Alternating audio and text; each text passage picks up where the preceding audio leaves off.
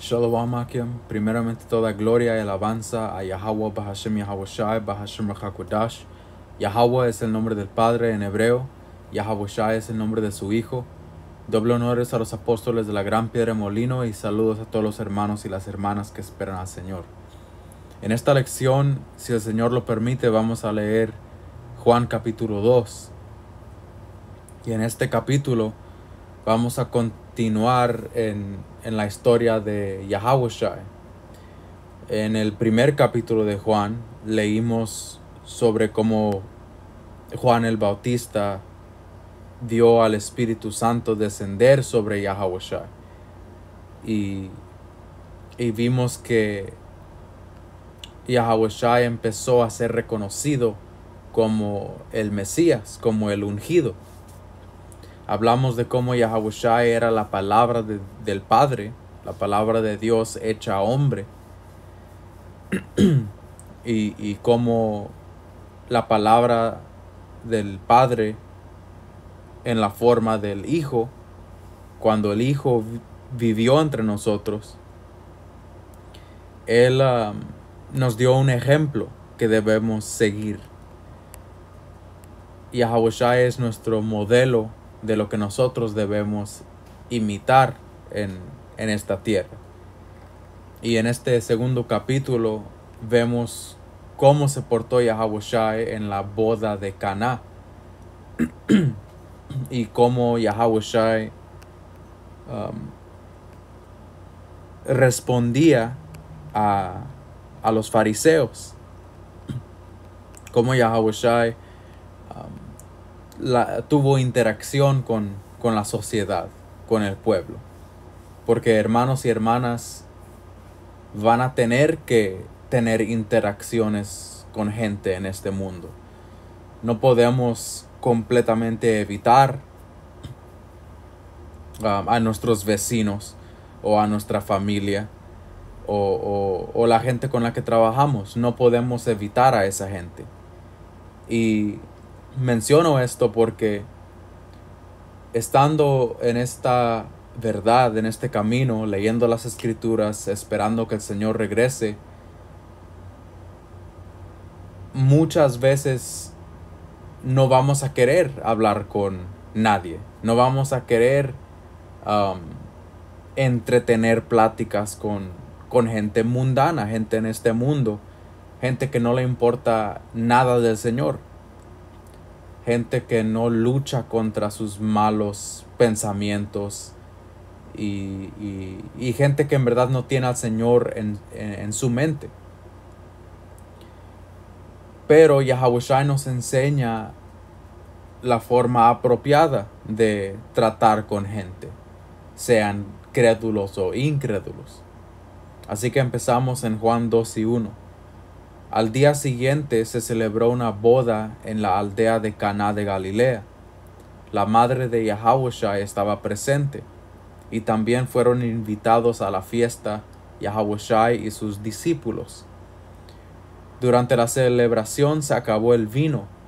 Entonces la madre de Yahweh Shai le dijo, se quedaron sin vino.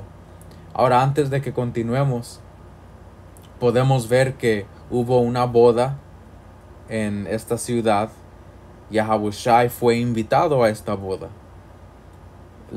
Él tenía vecinos, la gente lo conocía.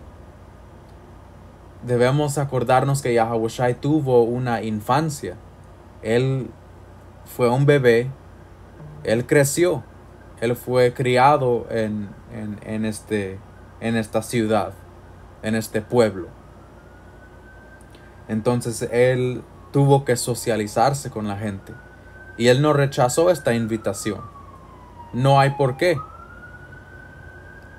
Una boda, ¿verdad? Es la celebración o la ceremonia pública que se usa para que la gente sepa, para que todos sepan de la unión de un hombre y una mujer. Y bodas no son malas. Hermanos, debemos entender que hoy en día el sistema de matrimonio es una trampa. Hoy en día una boda en este mundo en verdad no significa nada bueno. Porque en este mundo una boda en verdad es una celebración donde todos adoran a la mujer, donde todos complacen a la mujer. ¿Qué es lo que quieres? ¿Cómo quieres que sea la fiesta? ¿Cuáles van a ser sus invitados? Todo tiene que ir según los deseos y los caprichos de una mujer. Esa es una boda hoy en día. Y hombres se arrodillan ante una mujer. Hombres gastan miles de dólares en una boda con una mujer. Entonces, luego hay problemas en el matrimonio. Y ahora que involucraste al gobierno en tu unión con una mujer, ahora esta mujer puede divorciarse de ti. Ahora esta mujer puede llevarse a los hijos que tuvieron, juntarse con otro hombre y cobrarte a ti child support. Entonces ahora estás viviendo en un infierno porque decidiste casarte con una mujer hoy en día. You know. Pero estoy diciendo todo esto porque habían bodas. Y bodas no son malas. Es malo el matrimonio moderno de hoy en día. Porque no tiene nada que ver con la unión de un hombre y una mujer. Es más el hombre dándole el poder a la mujer de hacer con sus vidas lo que ella quiera. Y ahora involucras al gobierno como un mediador entre tú y la mujer. ¿Ok? Y esa no es una boda bíblica. Alright.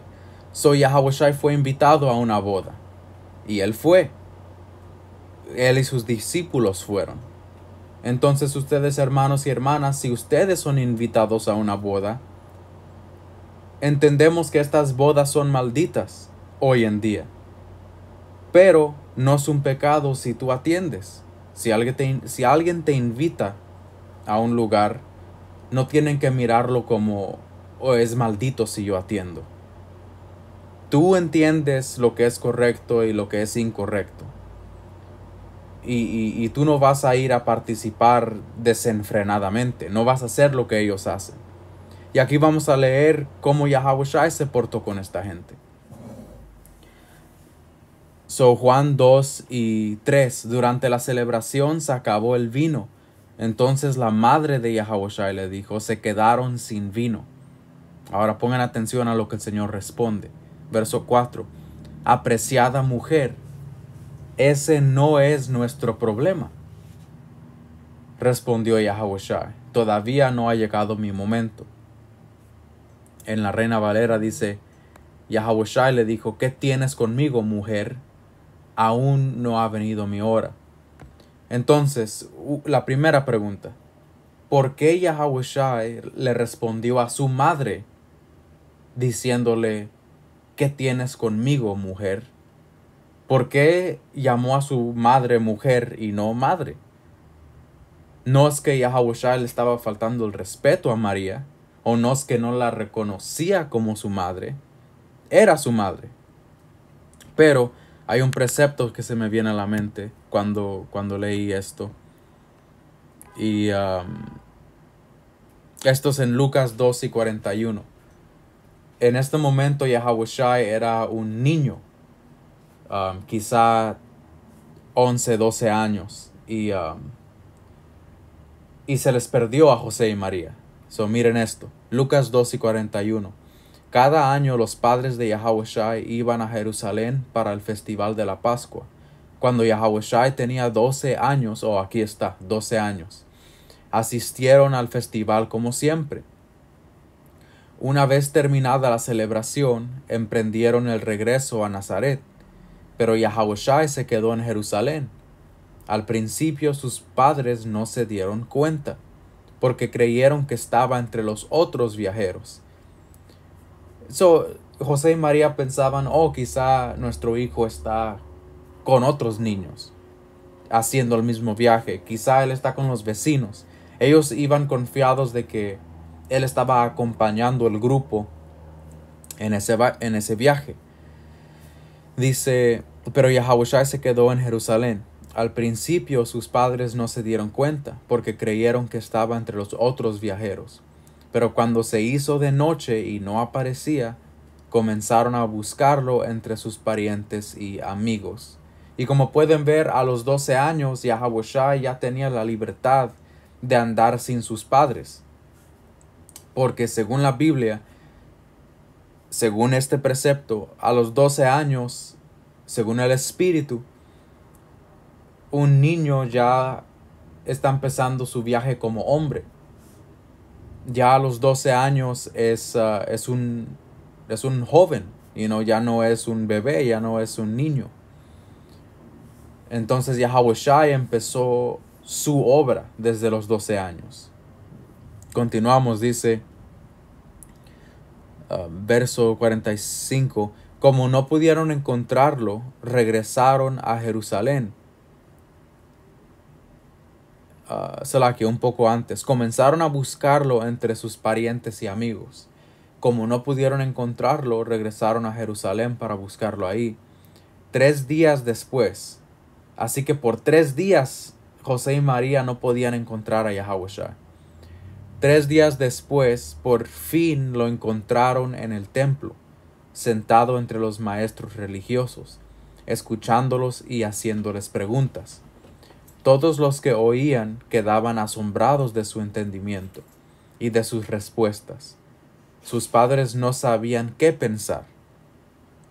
Entonces, como podemos ver, Yahushua, a los 12 años, él estaba en el templo, teniendo conversaciones, hablando, enseñando y respondiendo a estos fariseos, a estos maestros religiosos.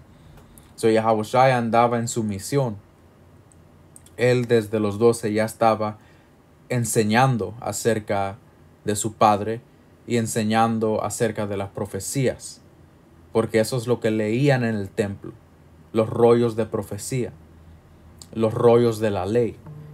Verso 47, todos los que lo oían quedaban asombrados de su entendimiento. Verso 48, sus padres no sabían qué pensar. Hijo, ¿por qué nos has hecho esto?, le dijo su madre. Tu padre y yo hemos estado desesperados buscándote por todas partes. ¿Pero por qué tuvieron que buscarme?, les preguntó. ¿No sabían que tengo que estar en la casa de mi padre? Entonces, esta misma actitud que Yahushua tomó, respondiéndole a sus padres, ¿pero por qué tuvieron que buscarme? ¿No sabían que tengo que estar en la casa de mi padre? Aquí Yahushua, de nuevo, él no estaba faltándole respeto a sus padres. Él honraba a su padre y a su madre. Pero desde el principio vemos que Yahushua puso en prioridad su misión. Él puso en prioridad, yo tengo que servirle a mi padre. Yo tengo que estar en los negocios de mi padre. Y no eran los negocios de José, eran los negocios de Yahweh, el Padre. Regresamos a Juan 2 y 4. Apreciada mujer, ese no es nuestro problema, respondió Yahushua. Todavía no ha llegado mi momento. Sin embargo, su madre les dijo a los sirvientes, hagan lo que él les diga. Cerca de ahí habían 6 tinajas de piedra que se usaban para el lavado ceremonial de los judíos. Cada tinaja tenía una capacidad de entre 75 y 113 litros. Yahushua les dijo a los sirvientes, llenen las tinajas con agua. Una vez que las tinajas estuvieron llenas, les dijo, ahora saquen un poco y llévenselo al maestro de ceremonias. Así que los sirvientes siguieron sus indicaciones. Cuando Yahushua hizo esto, esta era un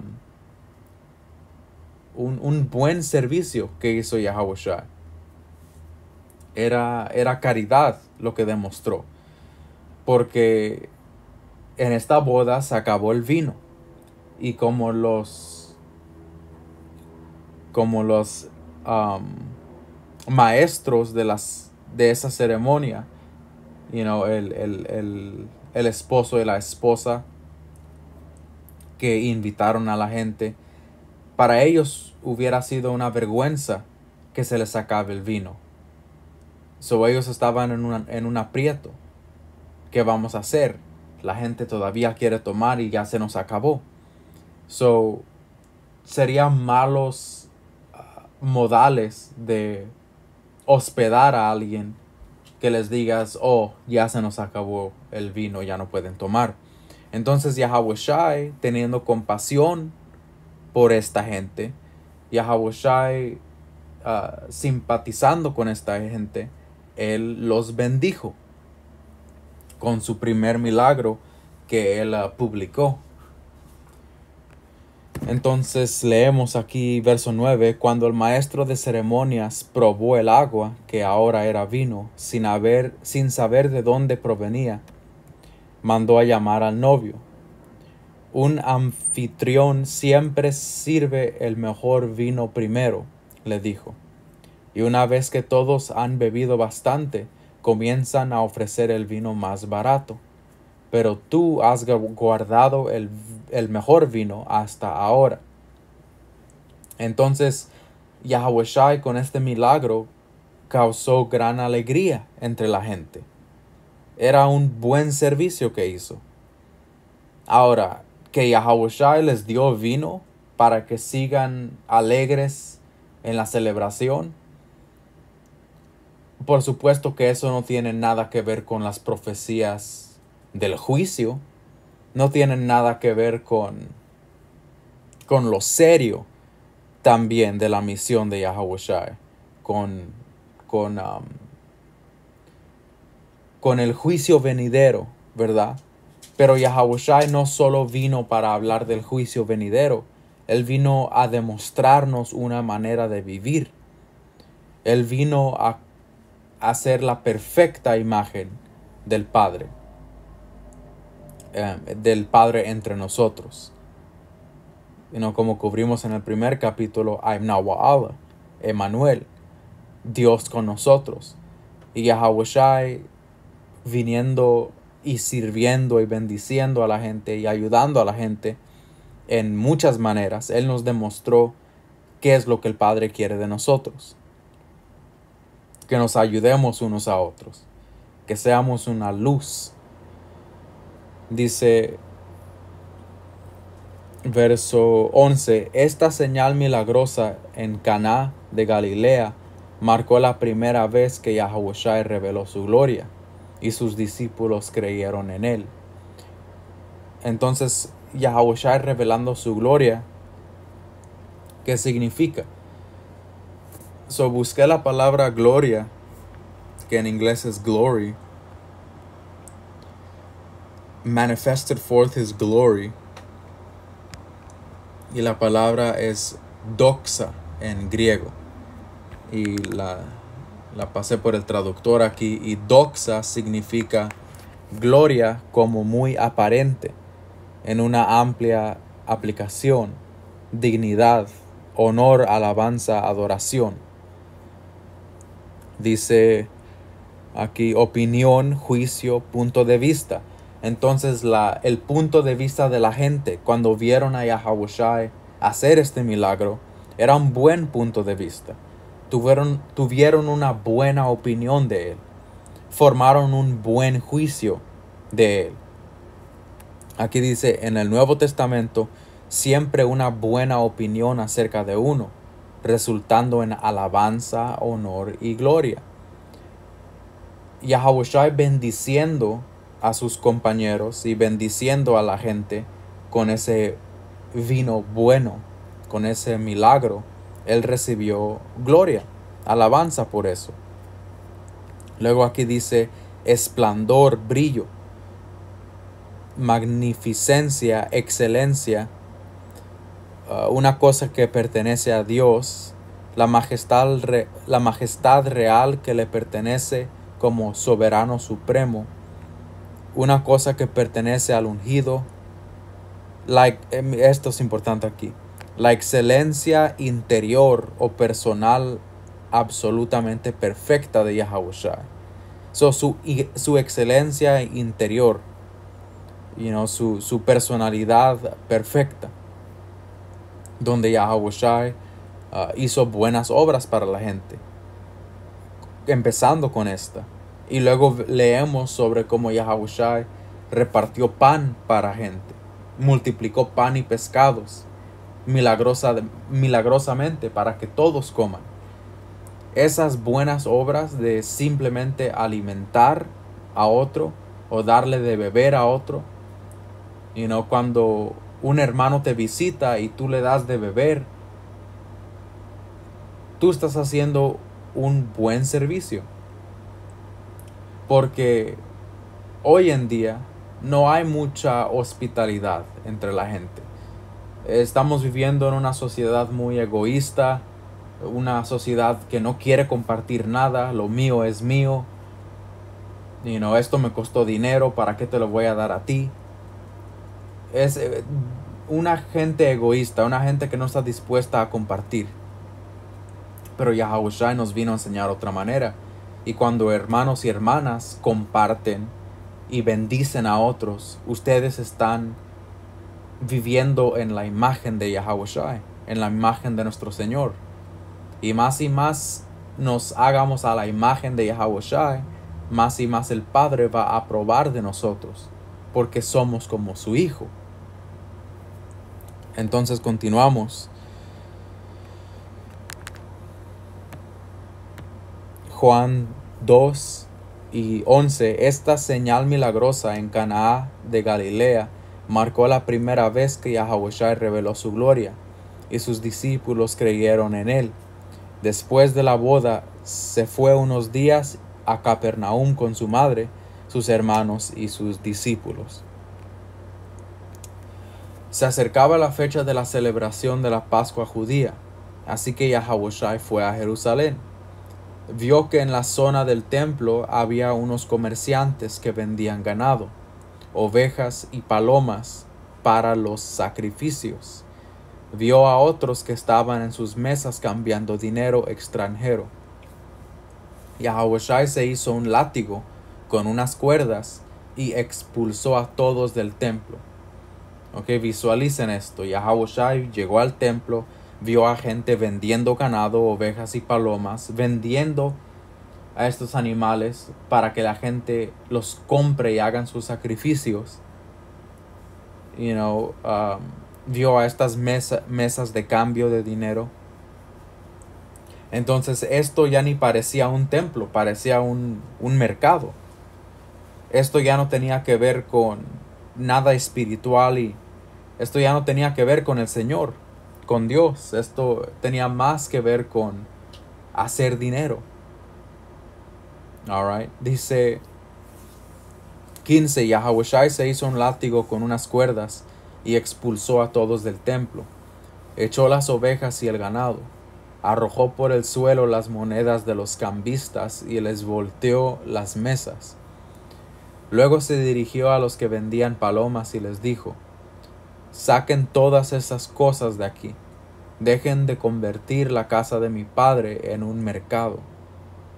Entonces sus discípulos recordaron la profecía de la Escritura que dice: el celo por la casa de mi Dios me consumirá. Esa era una profecía que los apóstoles se acordaron, que se encuentra en Salmos 69:9,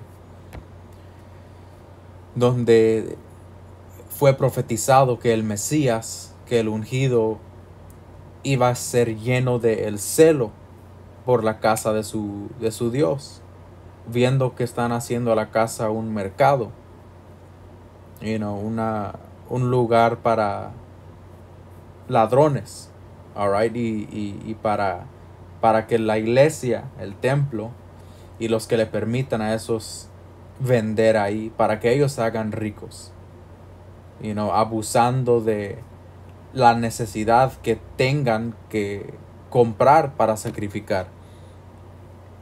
Y tengo un comentario aquí sobre esta porción que nos da una buena ilustración de por qué Yahawashi estaba enojado cuando vio a los que vendían afuera del templo. El área del templo siempre estaba llena durante la Pascua con miles de visitantes de fuera de la ciudad. Los líderes religiosos lo abarrotaron aún más al permitir que los cambistas y comerciantes instalaran puestos en el patio de los gentiles. Los líderes religiosos les permitieron poner sus puestos ahí. Dice, y eran puestos en el patio de los gentiles. Racionalizaron esta práctica como una conveniencia para los fieles y como una forma de ganar dinero para el mantenimiento del templo.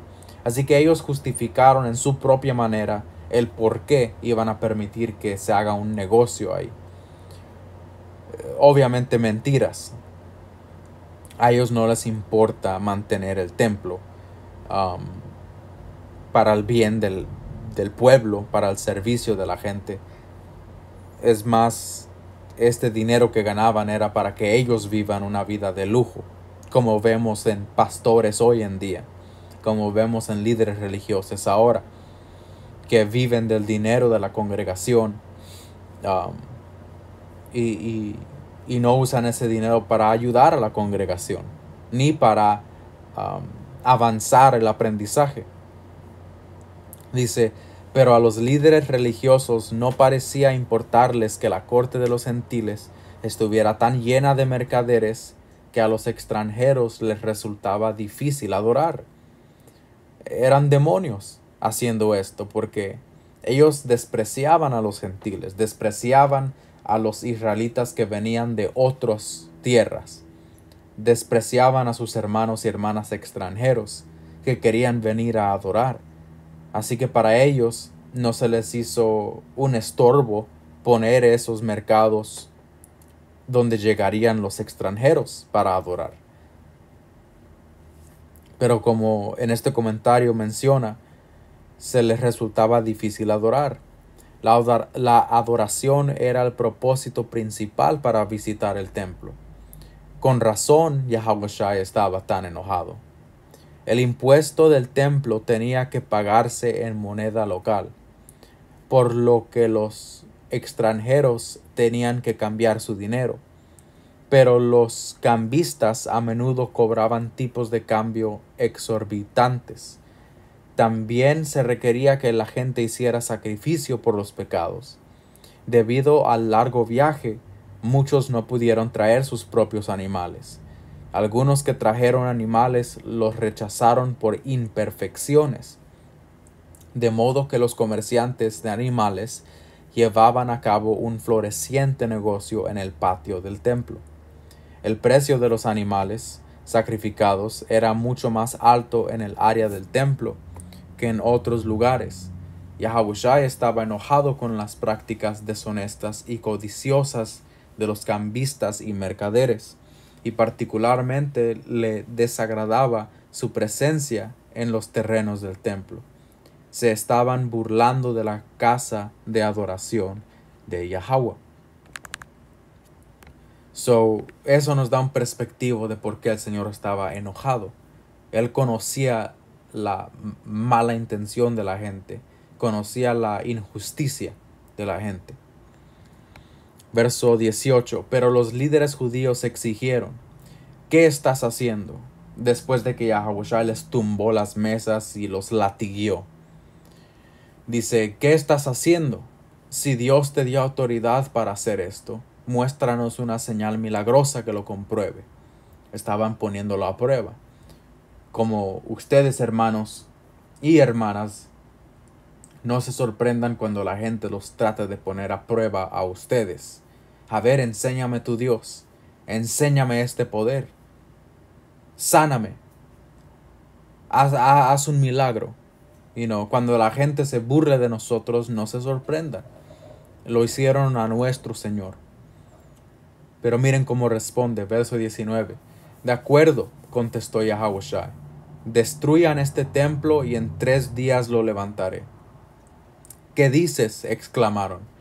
Tardaron 46 años en construir este templo. ¿Y tú puedes reconstruirlo en 3 días? Pero cuando Yahawashi dijo este templo, se refería a su propio cuerpo. Aquí Yahawashi estaba profetizando, diciendo que ellos iban a destruir a su cuerpo. Y lo hicieron, lo latiguearon, lo golpearon, lo escupieron y lo crucificaron.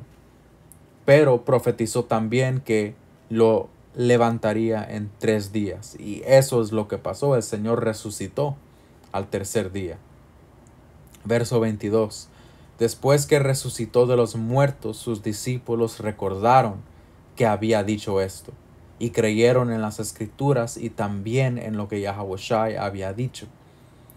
Debido a las señales milagrosas que Yahawashi hizo en Jerusalén durante la celebración de la Pascua, muchos comenzaron a confiar en él. Él reveló su gloria. Él repartió bendiciones. Él le enseñó a la gente lo que lo hacía a él santo, lo que lo hacía a él divino. Y mucha gente creyó en él, pero como leemos en las Escrituras más adelante, perdió muchos seguidores. Mucha gente paró de seguir al Señor, porque se reveló que muchos nomás lo seguían por la comida que él daba. Muchos nomás lo seguían si él podía hacer algo por ellos.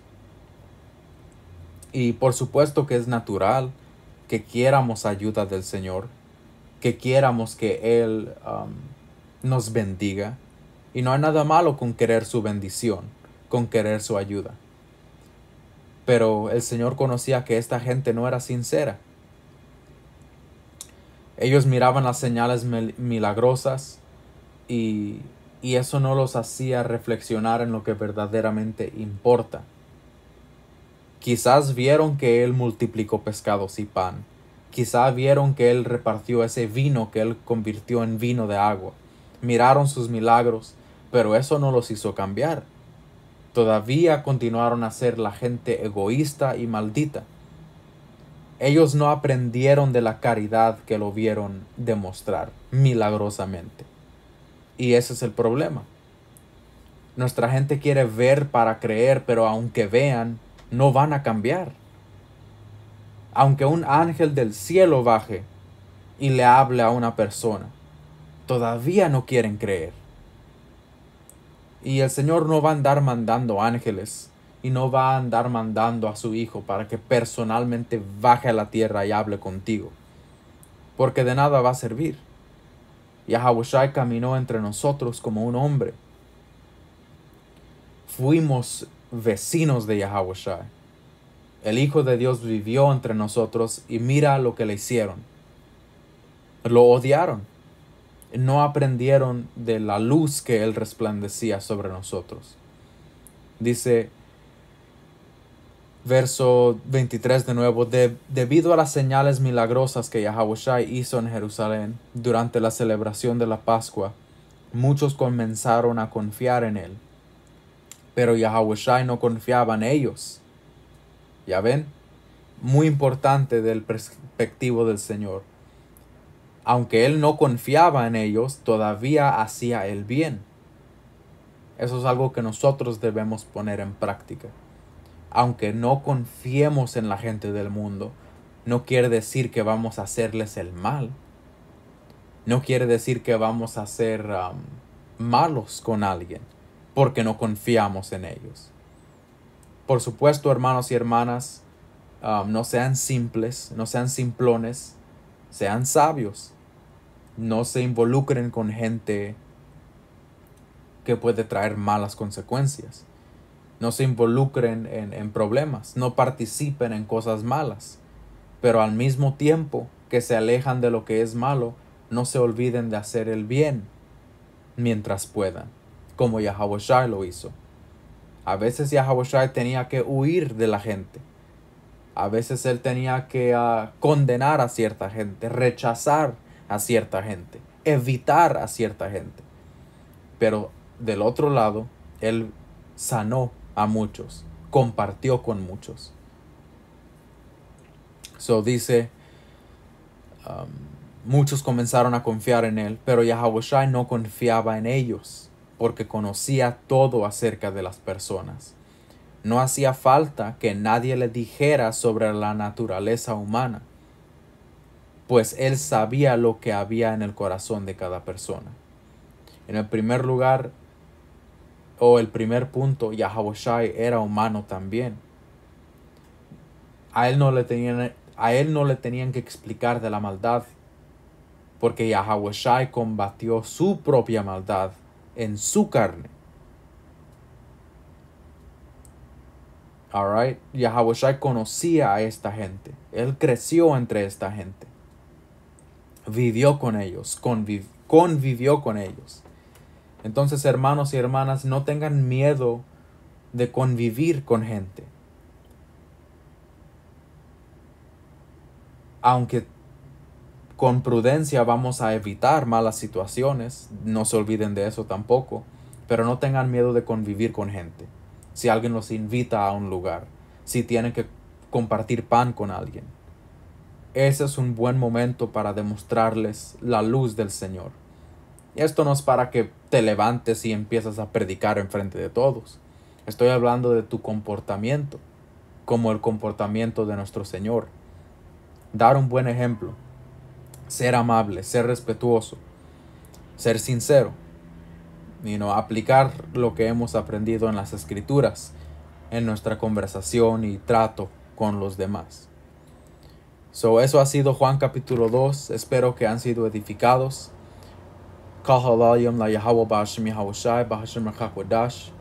Doble honores a los apóstoles de la Gran Piedra de Molino que nos han enseñado bien. Y saludos a todos los hermanos y las hermanas que esperan al Señor. Hasta la próxima. Shalom.